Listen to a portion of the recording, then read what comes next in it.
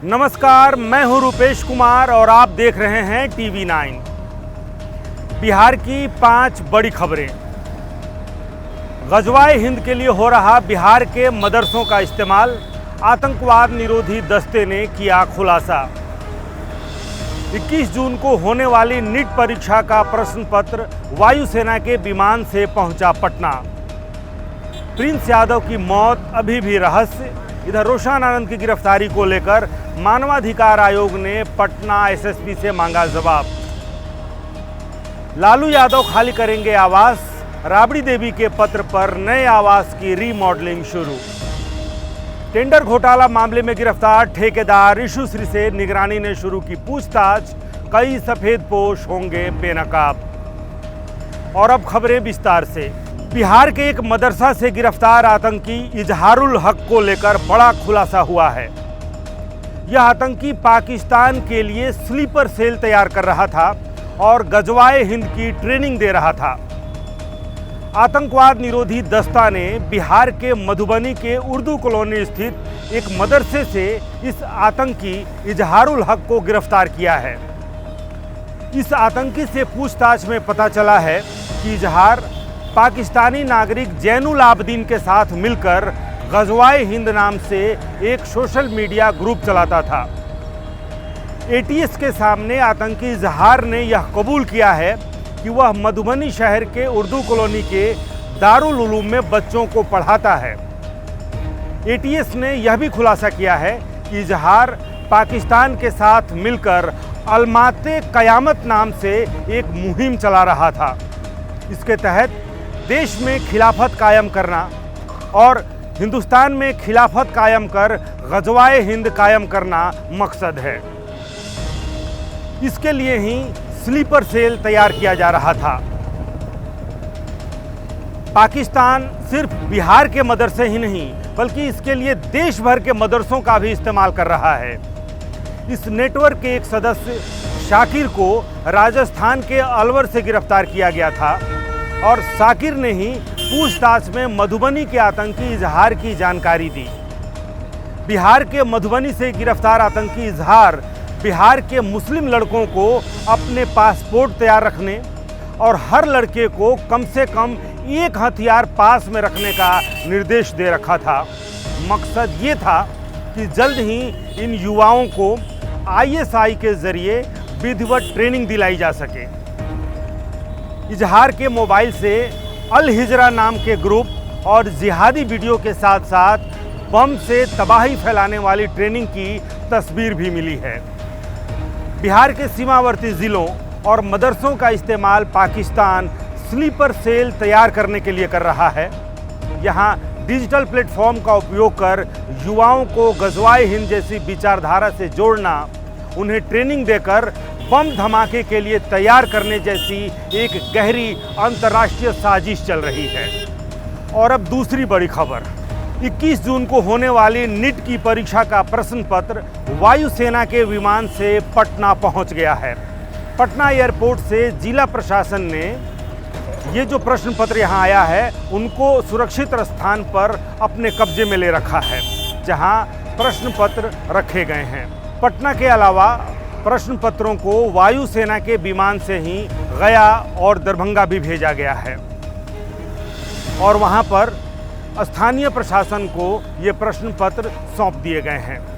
NTA ने रीनीट परीक्षा के लिए कई निर्देश उन राज्यों के लिए विशेष तौर पर जारी किए हैं जहां नीट पेपर लीक की आशंका या अफवाह की संभावना ज़्यादा रहती है। बिहार भी उनमें से एक है। 2024 में बिहार में ही नीट का पेपर लीक हुआ था और इस साल भी नीट फर्जीवाड़े को लेकर गया से नवीन यादव नाम के शातिर को गिरफ्तार किया गया है। लिहाजा बिहार के लिए भी NTA ने विशेष निर्देश जारी किए हैं, जैसे सभी परीक्षा केंद्रों पर मजिस्ट्रेट की तैनाती, पर्याप्त संख्या में पुलिस पदाधिकारियों और पुलिस बलों की तैनाती की जाए, किसी भी तरह की लापरवाही और चूक ना हो इसके लिए अधिकारियों को अलग निर्देश जारी किए गए हैं। बिहार के किसी भी परीक्षा केंद्र पर केंद्राधीक्षक के अलावा किसी भी वीक्षक को मोबाइल ले जाने की अनुमति नहीं होगी। परीक्षा के 2 घंटे पहले ही छात्रों को प्रवेश कराया जाएगा। सभी परीक्षा केंद्रों पर जैमर लगाए जाएंगे। परीक्षा के पहले केंद्र ने टेलीग्राम प्लेटफॉर्म पर अस्थायी रूप से रोक लगा दी है। 22 जून यानी परीक्षा के अगले दिन तक यह रोक प्रभावी रहेगी। गूगल ने टेलीग्राम ऐप को प्ले स्टोर से हटा दिया है। गूगल प्ले स्टोर पर ऐप उपलब्ध नहीं है, ये संदेश दिखाया जा रहा है। यानी नीट परीक्षा में धांधली या पेपर लीक की किसी भी आशंका को पूरी तरह समाप्त करने के लिए ये कदम उठाए जा रहे हैं। एनटीए ने छात्रों से भी अपील की है कि वे किसी भी अफवाह, फर्जी पेपर लीक या किसी भी अपुष्ट जानकारी पर भरोसा ना करें और केवल आधिकारिक स्रोत से ही जानकारी प्राप्त करें। और अब बात खान और ज्ञान की लड़ाई की। ज्ञान कोचिंग के रोशन आनंद के भाई प्रिंस यादव की मौत की गुत्थी अब तक नहीं सुलझी है। प्रिंस यादव की मौत के मामले में नेपाल पुलिस की जांच जारी है। नेपाल पुलिस ने इस मामले में प्रिंस के साथ होटल में ठहरे 4 भारतीय नागरिक से पूछताछ जारी रखी है।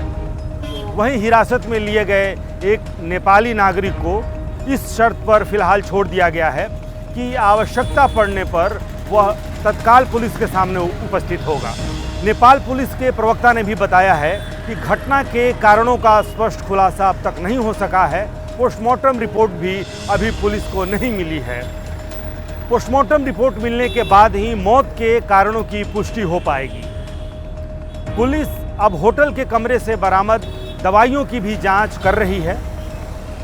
प्रिंस यादव के कमरे से कई दवाइयां मिली थीं। इधर मानवाधिकार आयोग ने पटना के एसएसपी से रोशन आनंद की गिरफ्तारी पर रिपोर्ट मांगी है। आयोग के पास रोशन आनंद की गलत तरीके से गिरफ्तारी की गई थी और उन्हें झूठे मुकदमे में फंसाया गया था, इसकी शिकायत भेजी गई है। आयोग को भेजे गए पत्र में यह शिकायत दर्ज कराई गई है कि रोशन आनंद को दूसरे कोचिंग संस्थान के संचालक फैजल खान के कहने पर पुलिस ने मनमाने ढंग से गिरफ्तार कर लिया। कदमकुआं थाने में केस दर्ज कराया गया। उचित जांच और सीधे सबूत के अभाव के बावजूद पुलिस ने हत्या के प्रयास के आरोप सहित कई धाराएं लगाईं और केस दर्ज होने के कुछ ही घंटे के अंदर रोशन आनंद को गिरफ्तार कर लिया गया। और अब चौथी खबर। 10 सर्कुलर रोड कभी लालू प्रसाद यादव एंड फैमिली के लिए सत्ता का केंद्र था। वही आवास पिछले कुछ महीनों से सियासी चर्चा का केंद्र बना हुआ है। अब इस चर्चा पर जल्द ही विराम लग जाएगा, क्योंकि लालू परिवार यह आवास खाली करने जा रहा है। हालांकि राबड़ी देवी ने इसके लिए थोड़ी मोहलत मांगी है। भवन निर्माण विभाग को लिखे अपने पत्र में राबड़ी देवी ने लालू प्रसाद यादव की बीमारी का हवाला देते हुए नए आवास यानी 39 हार्डिंग रोड में कुछ जरूरी निर्माण कराने की गुजारिश की थी। चूंकि लालू प्रसाद यादव सीढ़ियां चढ़ने में असमर्थ हैं, लिहाजा राबड़ी देवी को बिहार विधान परिषद में नेता प्रतिपक्ष के नाते जो नया आवास मिला है, उस नए सरकारी आवास में रैंप का निर्माण कराया जा रहा है। इसके अलावा नए बंगले में सुरक्षा कर्मियों के लिए आउट हाउस बनाने जैसी मांगें भी रखी गई हैं। भवन निर्माण विभाग की ओर से इन आवश्यकताओं को ध्यान में रखते हुए निर्माण कार्य शुरू भी कर दिया गया है। काम पूरा होने के बाद राबड़ी देवी अपने परिवार के साथ नए आवास में चली जाएंगी। राबड़ी देवी ने अपने पत्र में सुरक्षा कर्मियों के लिए आउट हाउस बनाने की मांग तो की है, लेकिन राबड़ी परिवार की सुरक्षा का मसला अभी भी सुर्खियों में बना हुआ है। लालू प्रसाद यादव, राबड़ी देवी और तेज प्रताप यादव की सुरक्षा में कटौती की गई और इससे नाराज होकर लालू प्रसाद यादव, राबड़ी देवी, मीसा भारती और तेज प्रताप यादव ने अपनी सुरक्षा वापस कर दी है। कुछ दिनों तक सभी सुरक्षाकर्मी राबड़ी आवास से कुछ दूरी पर एक पार्क में ड्यूटी बजाते रहे और अब वह वापस चले गए हैं। आवास और सुरक्षा के मामले में आज लालू प्रसाद यादव ने एक बड़ा आरोप लगाते हुए कहा है कि यह सब कुछ नीतीश कुमार के इशारे पर हो रहा है। और अब पांचवी और आखिरी बड़ी खबर, टेंडर घोटाला मामले में जेल में बंद ठेकेदार रिशु श्री को विजिलेंस ने 5 दिनों के रिमांड पर ले लिया है। कोर्ट से रिमांड मिलने के बाद स्पेशल विजिलेंस यूनिट की एक टीम बेउर जेल पहुंची थी। वहां रिशु का मेडिकल जांच हुआ और इसके बाद 5 दिनों के रिमांड पर उसे ले लिया गया। रिशु श्री से पूछताछ के लिए एसपीयू में डीएसपी के नेतृत्व में 3 टीम बनाई गई है और 100 सवालों की एक फहरिस्त भी तैयार है और उससे अब पूछताछ शुरू भी हो चुकी है। निगरानी को यह उम्मीद है कि रिशु श्री जब बोलेगा तो बड़े बड़े राज खोलेगा। रिशु श्री के मुंह खोलते ही टेंडर घोटाला मामले में बड़े बड़े खेल का न सिर्फ खुलासा होगा बल्कि इसमें बड़े बड़े सफेदपोश भी बेनकाब होंगे। वहीं इस मामले में फरार आईएएस अधिकारी संजीव हंस की जमानत याचिका पर सुनवाई टल गई और अब यह सुनवाई 24 जून को होगी। टेंडर घोटाला मामले में संजीव हंस नामजद अभियुक्त हैं। आज के लिए बस इतना ही। नमस्कार।